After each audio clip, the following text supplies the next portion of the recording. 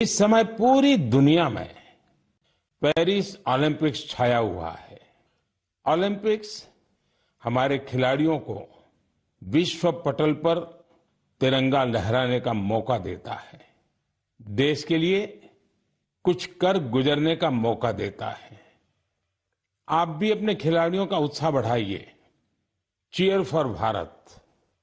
साथियों, स्पोर्ट्स की दुनिया के इस ओलंपिक्स से अलग कुछ दिन पहले मैथ्स की दुनिया में भी एक ओलंपिक हुआ है, इंटरनेशनल मैथमेटिक्स ओलंपियाड।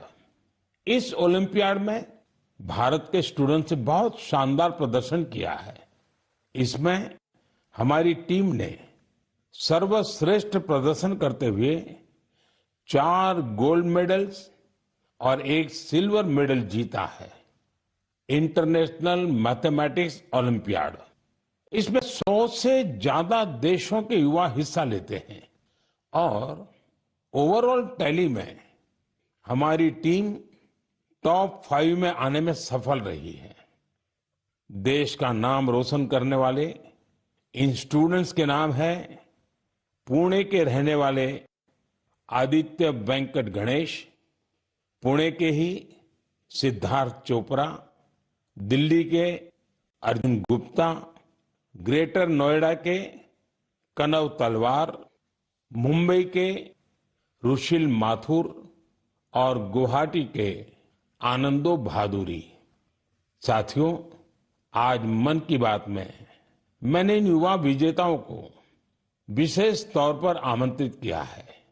ये सभी इस समय फोन पर हमारे साथ जुड़े हुए हैं। नमस्ते साथियों, मन की बात में आप सभी साथियों का बहुत बहुत स्वागत है।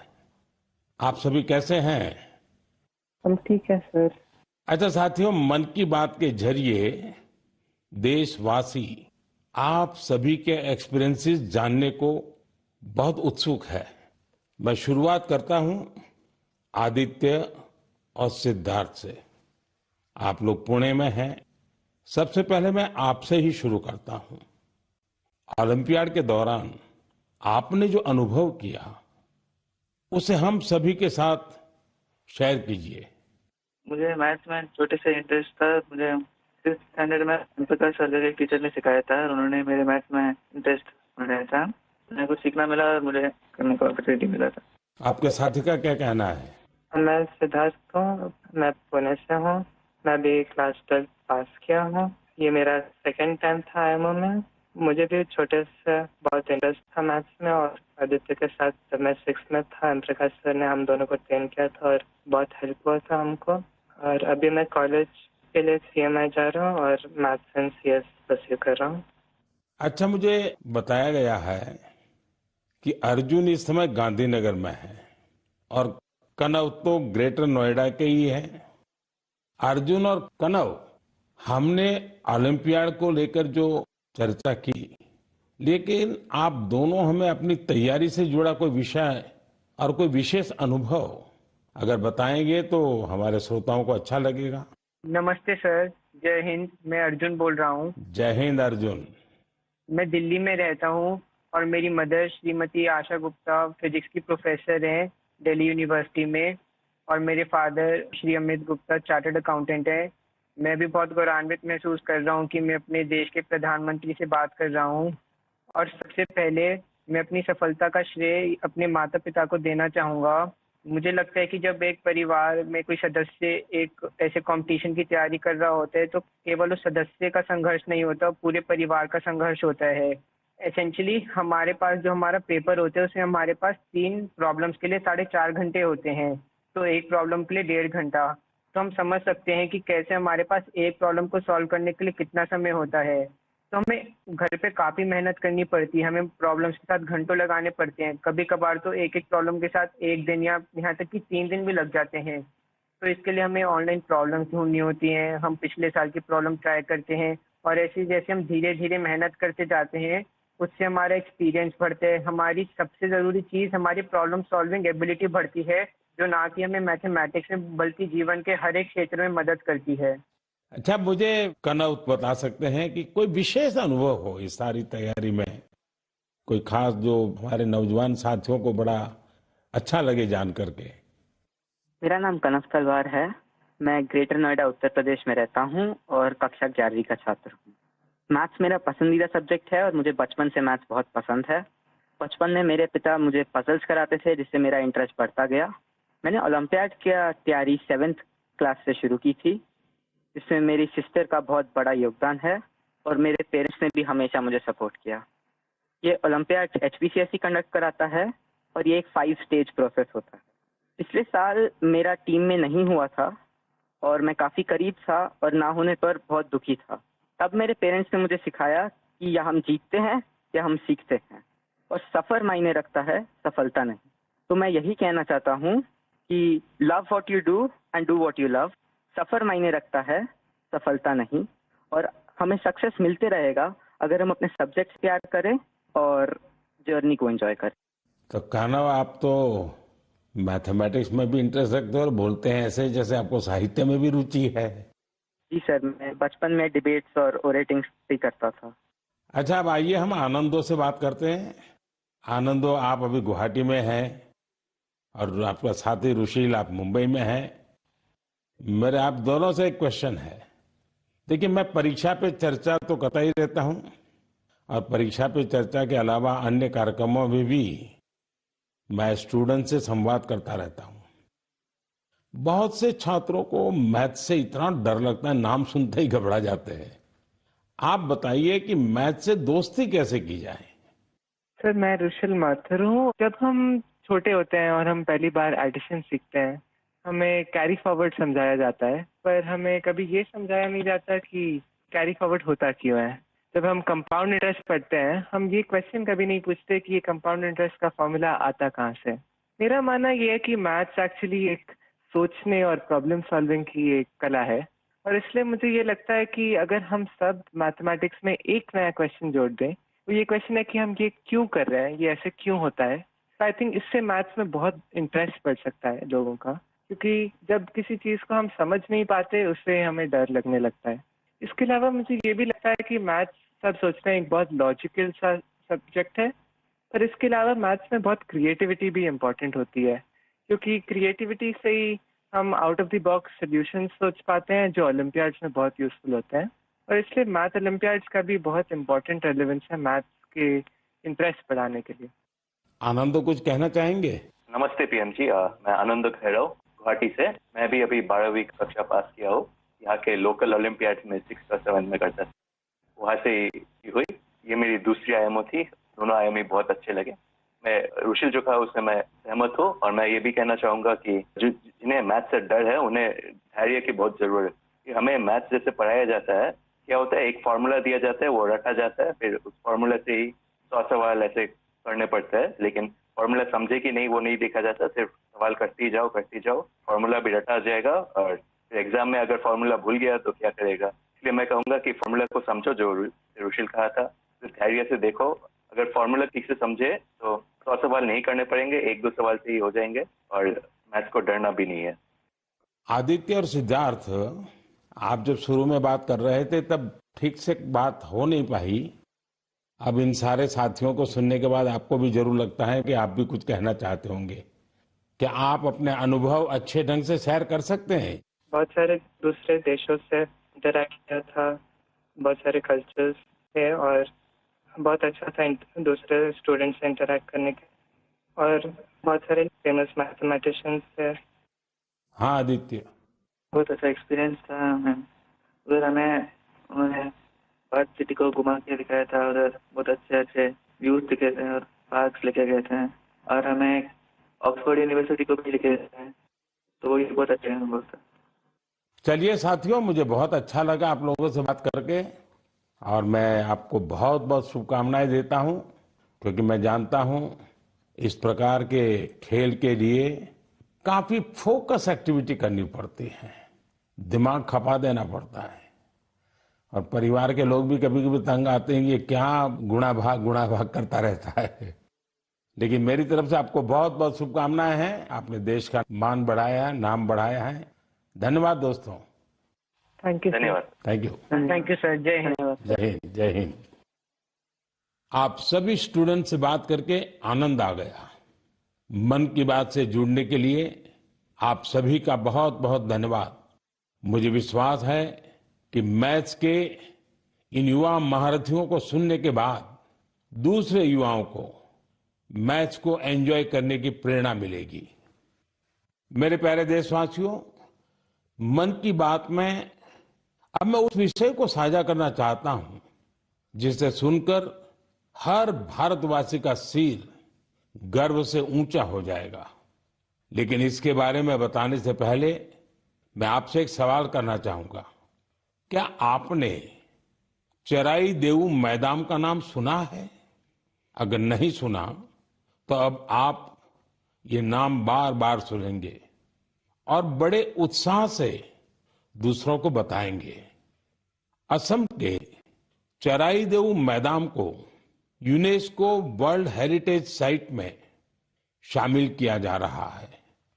इस लिस्ट में यह भारत की 43वीं लेकिन नॉर्थ ईस्ट की पहली साइट होगी। साथियों, आपके मन में ये सवाल जरूर आ रहा होगा कि चराई देऊ मैदान आखिर है क्या और ये इतना खास क्यों है? चराई देऊ का मतलब है shining city on the hills, यानी पहाड़ी पर एक चमकता शहर। ये अहोम राजवंश की पहली राजधानी थी। अहोम राजवंश के लोग अपने पूर्वजों के शव और इनकी कीमती चीजों को पारंपरिक रूप से मैदान में रखते थे। मैदान टीले नुमा एक ढांचा होता है जो ऊपर मिट्टी से ढका होता है और नीचे एक या उससे ज्यादा कमरे होते हैं। ये मैदान अहोम साम्राज्य के दिवंगत राजाओं और गणमान्य लोगों के प्रति श्रद्धा का प्रतीक है। अपने पूर्वजों के प्रति सम्मान प्रकट करने का ये तरीका बहुत यूनिक है। इस जगह पर सामुदायिक पूजा भी होती थी। साथियों, अहोम साम्राज्य के बारे में दूसरी जानकारियां आपको और हैरान करेगी। 13वीं शताब्दी के शुरू होकर यह साम्राज्य 19वीं शताब्दी की शुरुआत तक चला। इतने लंबे कालखंड तक एक साम्राज्य का बने रहना बहुत बड़ी बात है। शायद अहोम साम्राज्य के सिद्धांत और विश्वास इतने मजबूत थे कि उसने इस राजवंश को इतने समय तक कायम रखा। मुझे याद है कि इसी वर्ष 9 मार्च को मुझे अदम्य साहस और शौर्य के प्रतीक महान अहोम योद्धा लसित बोरफुकन की सबसे ऊंची प्रतिमा के अनावरण का सौभाग्य मिला था। इस कार्यक्रम के दौरान अहोम समुदाय आध्यात्मिक परंपरा का पालन करते हुए मुझे अलग ही अनुभव हुआ था। लसित मैदान में अहोम समुदाय के पूर्वजों को सम्मान देने का सौभाग्य मिलना मेरे लिए बहुत बड़ी बात है। अब चराई देऊ मैदान के वर्ल्ड हेरिटेज साइट बनने का मतलब होगा कि यहां पर और अधिक पर्यटक आएंगे। आप भी भविष्य के अपने ट्रैवल प्लान्स में इस साइट को जरूर शामिल करिएगा। साथियों, अपनी संस्कृति पर गौरव करते हुए ही कोई देश आगे बढ़ सकता है। भारत में भी इस तरह के बहुत सारे प्रयास हो रहे हैं। ऐसा ही एक प्रयास है प्रोजेक्ट परी। अब आप परी सुनकर कंफ्यूज मत होइएगा। ये परी स्वर्गीय कल्पना से नहीं जुड़ी, बल्कि धरती को स्वर्ग बना रही है। परी यानी public art of India. Project परी पब्लिक आर्ट को लोकप्रिय बनाने के लिए उभरते कलाकारों को एक मंच पर लाने का बड़ा माध्यम बन रहा है। आप देखते होंगे सड़कों के किनारे, दीवारों पर, अंडरपास में बहुत ही सुंदर पेंटिंग्स बनी हुई दिखती हैं। ये पेंटिंग्स और ये कलाकृतियां यही कलाकार बनाते हैं जो परी से जुड़े हैं। इससे जहां हमारे सार्वजनिक स्थानों की सुंदरता बढ़ती है, वहीं हमारे कल्चर को और ज्यादा पॉपुलर बनाने में भी मदद मिलती है। उदाहरण के लिए दिल्ली के भारत मंडपम को ही लीजिए। यहां देश भर के अद्भुत आर्टवर्क्स आपको देखने को मिल जाएंगे। दिल्ली में कुछ अंडरपास और फ्लाईओवर पर भी आप ऐसे खूबसूरत पब्लिक आर्ट देख सकते हैं। मैं कला और संस्कृति प्रेमियों से आग्रह करूंगा कि वे भी पब्लिक आर्ट पर और काम करें। ये हमें अपनी जड़ों पर गर्व करने की सुखद अनुभूति देगा। मेरे प्यारे देशवासियों, मन की बात में अब बात रंगों की, ऐसे रंगों की जिन्होंने हरियाणा के रोहतक जिले की 250 से ज्यादा महिलाओं के जीवन में समृद्धि के रंग भर दिए हैं। हथकरघा उद्योग से जुड़ी ये महिलाएं पहले छोटी छोटी दुकानें और छोटे मोटे काम कर गुजारा करती थी, लेकिन हर किसी में आगे बढ़ने की इच्छा तो होती ही होती है।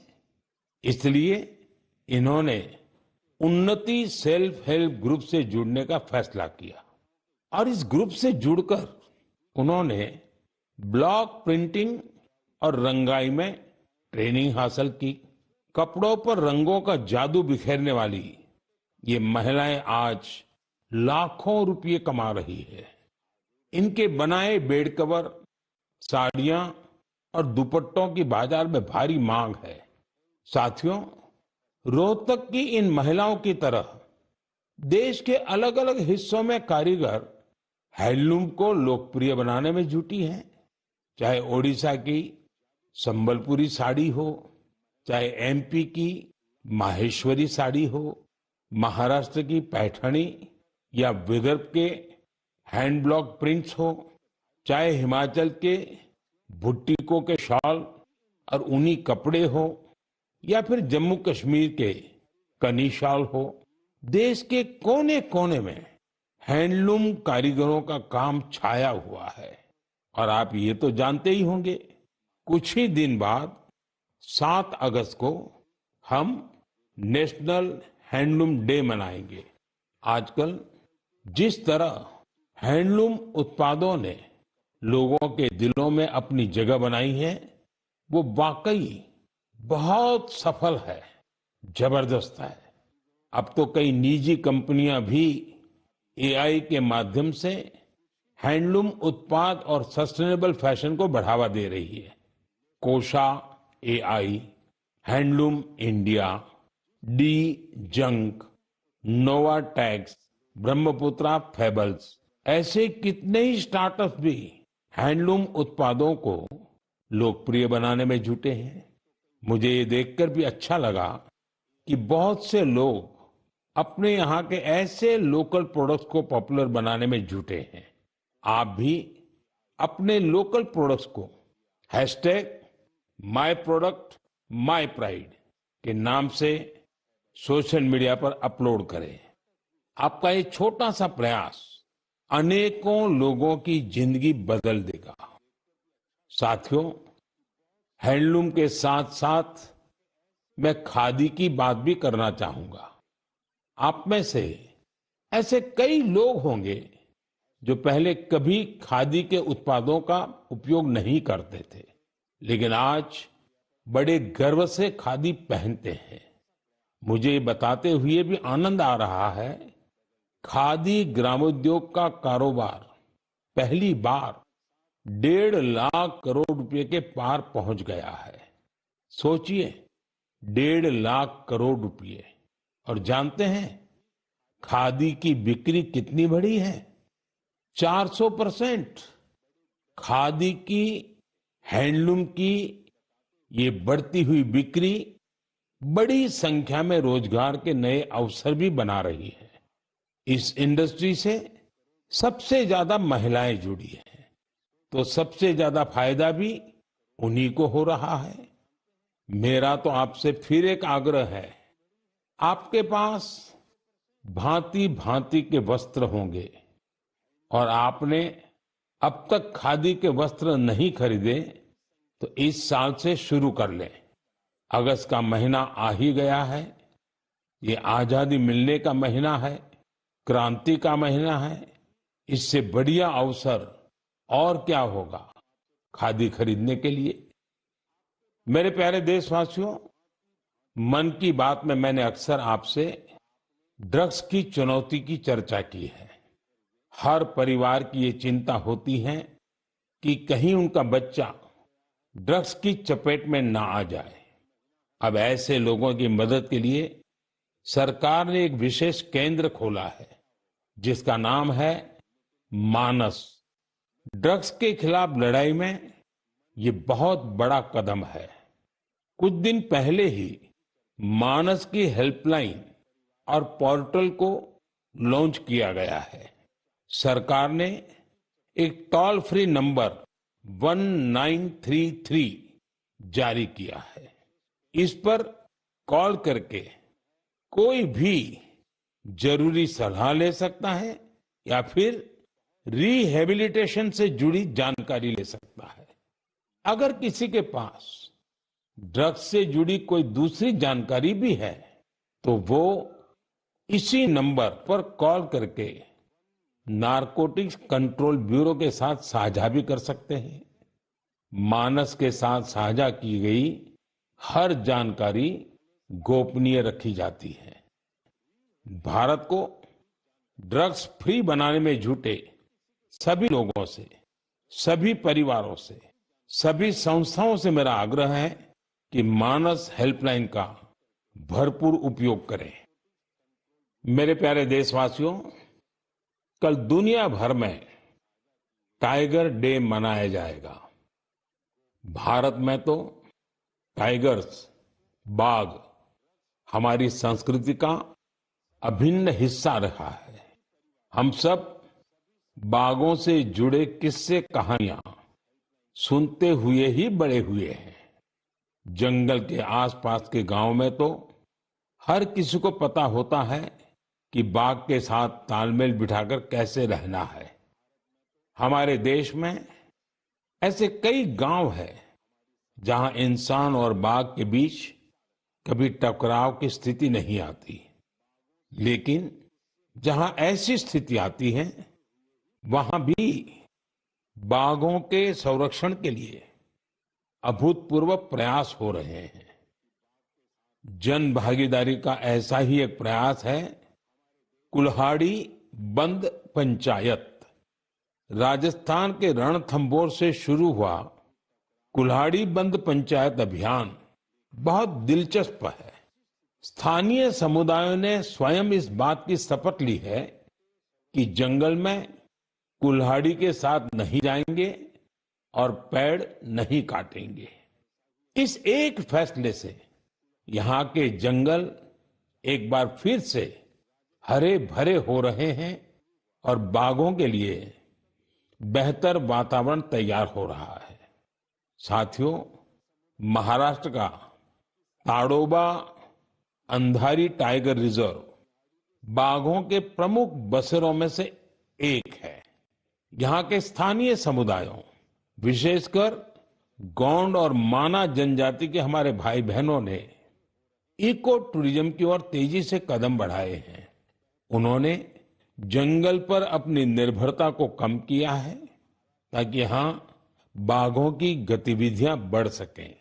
आपको आंध्र प्रदेश में नल्ला मलाई की पहाड़ियों पर रहने वाले चेंचू जनजाति के प्रयास भी हैरान कर देंगे।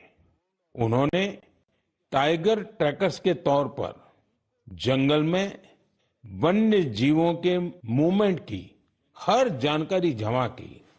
इसके साथ ही वे इस क्षेत्र में अवैध गतिविधियों की निगरानी भी करते रहे हैं। इसी तरह उत्तर प्रदेश के पीलीभीत में चल रहा बाघ मित्र कार्यक्रम भी बहुत चर्चा में है। इसके तहत स्थानीय लोगों को बाघ मित्र के रूप में काम करने की ट्रेनिंग दी जाती है। ये बाघ मित्र इस बात का पूरा ध्यान रखते हैं कि बाघों और इंसानों के बीच टकराव की स्थिति न बने। देश के अलग अलग हिस्सों में इस तरह के कई प्रयास जारी हैं। मैंने यहां कुछ ही प्रयासों की चर्चा की है, लेकिन मुझे खुशी है कि जन भागीदारी बाघों के संरक्षण में बहुत काम आ रही है। ऐसे प्रयासों की वजह से ही भारत में बाघों की आबादी हर साल बढ़ रही है। आपको ये जानकर खुशी और गर्व का अनुभव होगा कि दुनिया भर में जितने बाघ हैं, उनमें से 70% बाघ हमारे देश में है। सोचिए, 70% बाघ। तभी तो हमारे देश के अलग अलग हिस्सों में कई टाइगर सेंचुरी है। साथियों, बाघ बढ़ने के साथ साथ हमारे देश में वन क्षेत्र भी तेजी से बढ़ रहा है। इसमें भी सामुदायिक प्रयासों से बड़ी सफलता मिल रही है। पिछले मन की बात कार्यक्रम में आपसे एक पेड़ मां के नाम कार्यक्रम की चर्चा की थी। मुझे खुशी है कि देश के अलग अलग हिस्सों में बड़ी संख्या में लोग इस अभियान से जुड़ रहे हैं। अभी कुछ दिन पहले स्वच्छता के लिए प्रसिद्ध इंदौर में एक शानदार कार्यक्रम हुआ। यहां एक पेड़ मां के नाम कार्यक्रम के दौरान एक ही दिन में 2 लाख से ज्यादा पौधे लगाए गए। अपनी मां के नाम पर पेड़ लगाने के इस अभियान से आप भी जरूर जुड़े और सेल्फी लेकर सोशल मीडिया पर भी पोस्ट करें। इस अभियान से जुड़कर आपको अपनी मां और धरती मां दोनों के लिए कुछ स्पेशल कर पाने का एहसास होगा। मेरे प्यारे देशवासियों, 15 अगस्त का दिन अब दूर नहीं है और अब तो 15 अगस्त के साथ एक और अभियान जुड़ गया है, हर घर तिरंगा अभियान। पिछले कुछ वर्षों से तो पूरे देश में हर घर तिरंगा अभियान के लिए सबका जोश हाई रहता है। गरीब हो, अमीर हो, छोटा घर हो, बड़ा घर हो, हर कोई तिरंगा लहराकर गर्व का अनुभव करता है। तिरंगे के साथ सेल्फी लेकर सोशल मीडिया पर पोस्ट करने का क्रेज भी दिखता है। आपने गौर किया होगा, जब कॉलोनी या सोसाइटी के एक एक घर पर तिरंगा लहराता है तो देखते ही देखते दूसरे घरों पर भी तिरंगा दिखने लगता है। यानी हर घर तिरंगा अभियान तिरंगे की शान में एक यूनिक फेस्टिवल बन चुका है। इसे लेकर अब तो तरह तरह के इनोवेशन भी होने लगे हैं। 15 अगस्त आते आते घर में, दफ्तर में, कार में तिरंगा लगाने के लिए तरह तरह के प्रोडक्ट दिखने लगते हैं। कुछ लोग तो तिरंगा अपने दोस्तों पड़ोसियों को बांटते भी है। तिरंगे को लेकर ये उल्लास, ये उमंग हमें एक दूसरे से जोड़ती है। साथियों, पहले की तरह इस साल भी आप हर घर तिरंगा.com पर तिरंगे के साथ अपनी सेल्फी जरूर अपलोड करेंगे। और मैं आपको एक और बात याद दिलाना चाहता हूं। हर साल 15 अगस्त से पहले आप मुझे अपने ढेर सारे सुझाव भेजते हैं। आप इस साल भी मुझे अपने सुझाव जरूर भेजिए। आप माईगॉव या नमो ऐप पर भी अपने सुझाव भेज सकते हैं। मैं ज्यादा से ज्यादा सुझावों को 15 अगस्त के संबोधन में कवर करने की कोशिश करूंगा। मेरे प्यारे देशवासियों, मन की बात के इस एपिसोड में आपसे जुड़कर बहुत अच्छा लगा। अगली बार फिर मिलेंगे देश की नई उपलब्धियों के साथ, जन भागीदारी के नए प्रयासों के साथ। आप मन की बात के लिए अपने सुझाव जरूर भेजते रहें। आने वाले समय में अनेक पर्व भी आ रहे हैं। आपको सभी पर्वों की ढेर सारी शुभकामनाएं। आप अपने परिवार के साथ मिलकर त्योहारों का आनंद उठाएं। देश के लिए कुछ न कुछ नया करने की ऊर्जा निरंतर बनाए रखें। बहुत बहुत धन्यवाद। नमस्कार।